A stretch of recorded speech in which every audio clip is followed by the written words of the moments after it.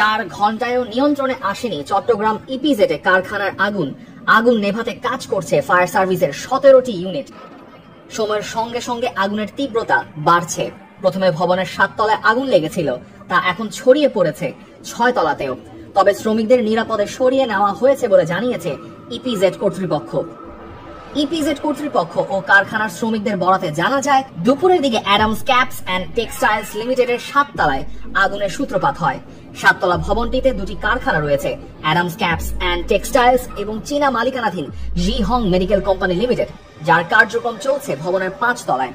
ভবনের 6 ও 7 তলায় উভয় কারখানার গুদাম ও মালামাল সংরক্ষণের জায়গা হিসেবে ব্যবহৃত হতো। অন্যদিকে জে হং মেডিকেলের 5 তলায় 600 থেকে 700 জন শ্রমিক কাজ করেন, যারা সার্জিক্যাল মাস্ক, পিপিই এবং হ্যান্ড গ্লাভস সহ নন ওভেন মেডিকেল সামগ্রী তৈরি করেন। অ্যাডামস ক্যাপসের finance manager Rifat Hasan the Daily স্টারকে বলেন, দুপুরের খাবারের কিছুক্ষণ পর 2টার দিকে আগুন লাগে। তাদের কাটিং ও সেলাই বিভাগ 3 ও 4 তলায়। আগুন লাগার সঙ্গে সঙ্গে তারা সব শ্রমিককে নিরাপদে বের করে আনেন। আগুনের সূত্রপাত হয় স্টোরেজ এলাকায়, যেখানে কাঁচামাল ও কাপড় রাখা ছিল।